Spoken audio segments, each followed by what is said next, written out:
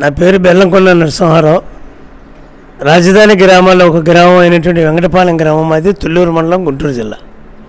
1972లో గ్రామ వ్యవసాయ పరపతి సంఘ అధ్యక్షుడిగా ఎన్నికయ్యి 9 సంవత్సరాల కాలం పాటు పూర్తి చేసి గుంటూరు జిల్లాలో ఉత్తమ సహకార సంఘ అధ్యక్షుడిగా ఎన్నిక అవడం జరిగింది.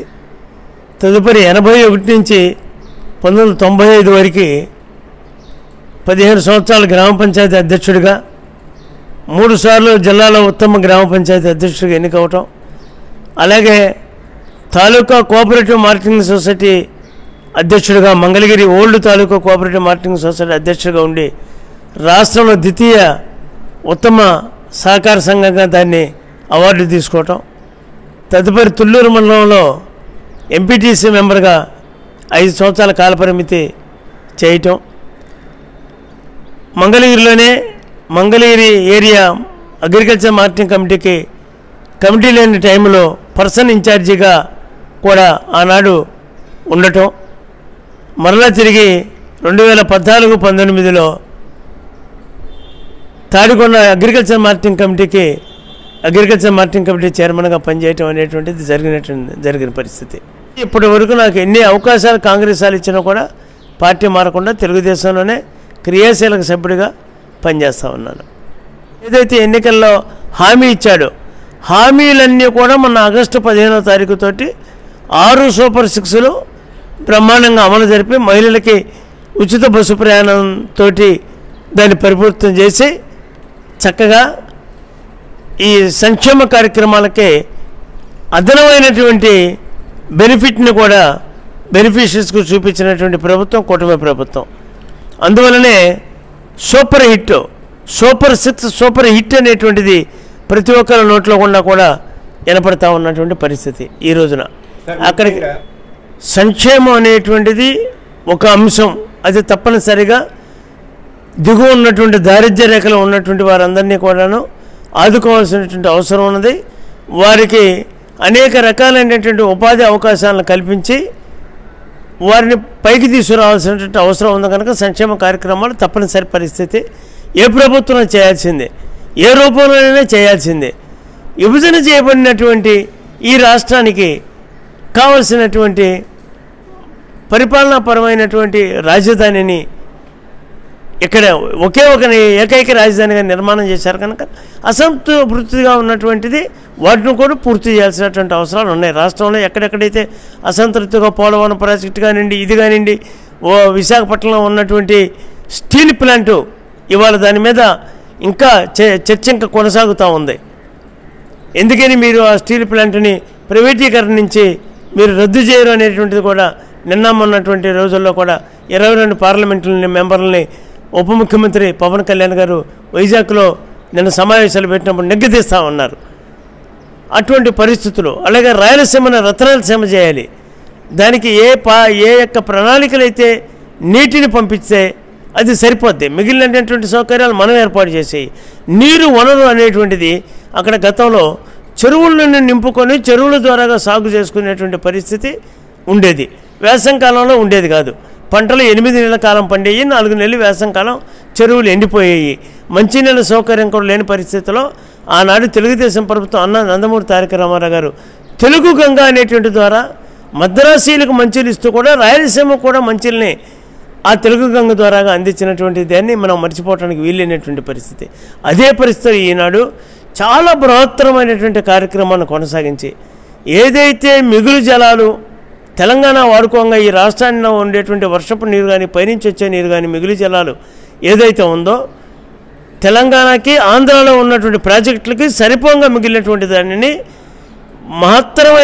బృహత్తరమైనటువంటి ప్రణాళికల ద్వారాగా, కాలువల ద్వారాగా వీటిని రాయలసీమ ప్రాంతానికి మొత్తానికి ప్రకాశం, నెల్లూరు జిల్లాలను కూడా కలుపుకొని 6 జిల్లాలకి ఒక ప్రణాళికబద్ధమైనటువంటిది ఒక బడ్జెట్ని కేటాయింపు చేసి పర్మిషన్లు తీసుకొని ఈ 6 జిల్లాల్లో మొత్తం చెరువులు నింపుకుంటూనే ఎక్కడ పడ్డా కూడా మంచినీరు సౌకర్యం కావాలి. సాగునీరు, మంచినీరు రెండింటిని కూడా ఆ 6 జిల్లాలకు సంపూర్ణంగా అందించాలనేటువంటి ఒక ధ్యేయంతో ఈనాడు ఈ ప్రభుత్వం పనిచేస్తుంది అనేటువంటిది ఘంటాపథంగా చెప్పడానికి ఎటువంటి అభ్యంతరం లేదు. రెండోది ఇక్కడ డెల్టా ఏరియాలో 12 లక్షల ఎకరాల టైలాండ్ ఏదైతే మాగాని టైలాండ్ ఉందో ఆ టైలాండ్ను మొత్తాన్ని కూడాను ఇంకా కొంత దూరం ప్రయాణం చేసి 12 లక్షల ఎకరాలని సాగు చేయడం కోసం ఏర్పాటు చేసినటువంటి పోలవరం ప్రాజెక్టుని సర్వనాశనం చేశారు. దాని డిజైన్ని మార్చేసి అవగాహన లేనటువంటి పరిస్థితి ఆనాడు మంత్రులు కానివ్వండి, శ్రద్ధ లేనటువంటి ముఖ్యమంత్రి గారండి, అసలు ఇది పట్టల వాళ్ళకి దీన్ని చెడగొట్టడమే వాళ్ళ ముఖ్య ఉద్దేశంగా లెక్కేసుకున్నారు.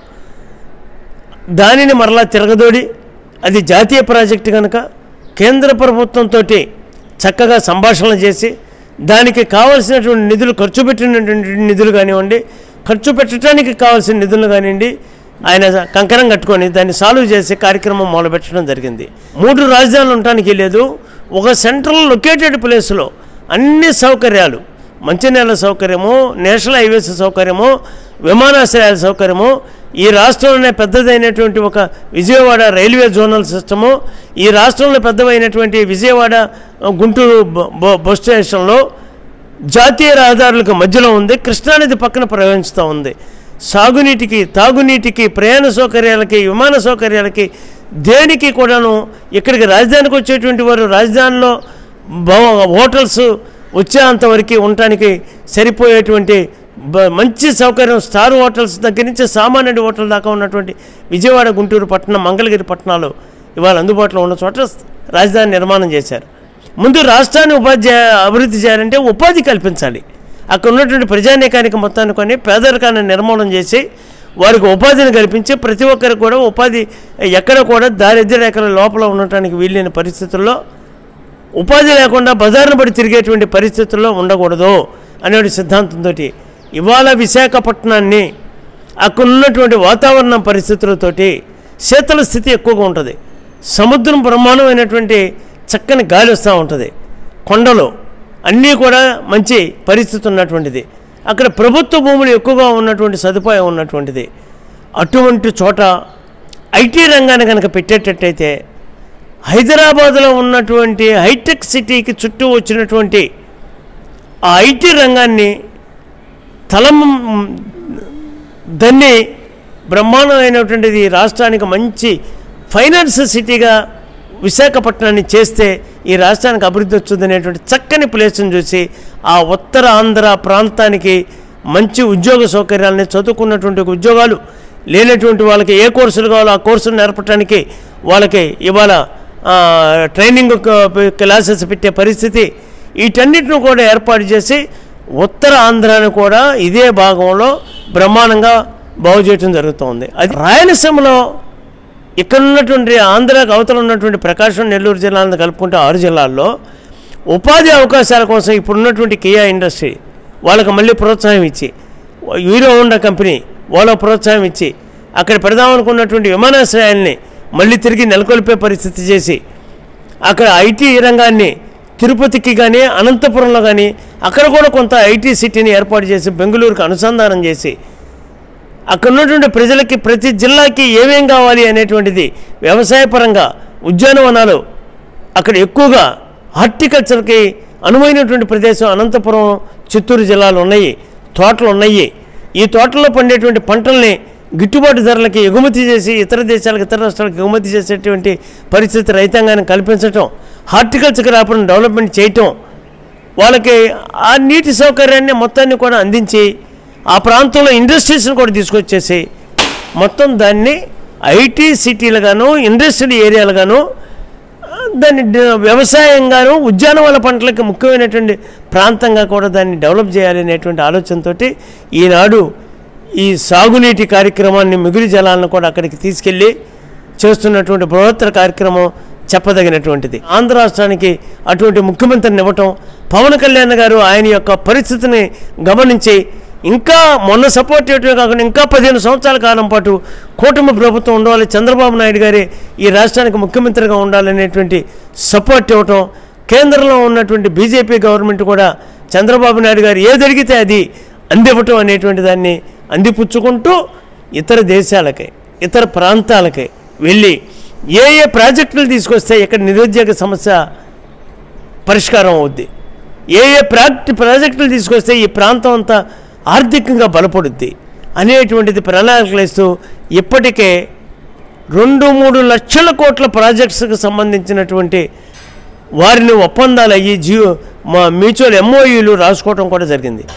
ఒక 5 సంవత్సరాల కాల పరిమితి కనుక మనం వేచి చూస్తే మరలా ఈ ప్రణాళికను కొనసాగిస్తూ ఉంటే ఈ ప్రాజెక్ట్స్ని తీసుకొచ్చి ఎస్టాబ్లిష్ చేయగలిగితే ఈ రాజధాని పరిపూర్ణంగా కూడా పూర్తి అయితే అయ్యేటువంటి పరిస్థితికి 5 సంవత్సరాలు కనుక ఆయనకి ప్రజలు దోహదకారులుగా ఉండి సపోర్టింగ్గా కనుక ఈ రాష్ట్రం మొత్తం కనుక ఉండేటట్టయితే ఈ రాష్ట్రం మాత్రం కూడా ఈ భారతదేశంలో ఆర్థిక సంపన్నులలో తలసరి ఆదాయాన్ని సాధించటంలో ఇది నెంబర్ 1 రాష్ట్రంగా తీర్చిదిద్దేటువంటి ప్రభుత్వం ఈనాటి కూటమి ప్రభుత్వం చంద్రబాబు నాయుడు గారి నాయకత్వంలో పవన్ కళ్యాణ్ గారు, లోకేష్ గారు లాంటి బీజేపీ, పురంధేశ్వర్ గారు లాంటి బీజేపీ నాయకత్వం అంతా సపోర్టింగ్ తోటి ప్రయాణం చేయగలిగితే జరుగుద్దనేది మా ఆశ. జరిగి తీరుద్ది. దీనిని ప్రజలంతా కూడా లోతుకు పోయి విశ్లేషిస్తున్నారు. ఇయాటికి ఇయాలే చెట్టు పెంచటము, కాయటము, తినటం అనేటువంటిది ఆలోచించట్లేదు. ఆంధ్ర రాష్ట్ర ప్రజలందరికీ ముందుగా వినాయక చవితి శుభాకాంక్షలతో పాటు ఈ రాష్ట్ర ఉప ముఖ్యమంత్రి గారిగా ఉండి ఎన్డీఏ కూటమిలో భాగస్వామి అయ్యి తెలుగుదేశం పార్టీని ముందుకు నడిపించి నేనున్నాను రండి అని చంద్రబాబు నాయుడు గారిని పిలుచుకొచ్చి ఈ రాష్ట్రంలో కూటమి ప్రభుత్వం ఏర్పాటైన దానిలో ముఖ్య కారకుడైన పవన్ కళ్యాణ్ గారికి అడ్వాన్స్డ్గా బర్త్డే శుభాకాంక్షలు కూడా తెలియపరుస్తూ ఉన్నాను.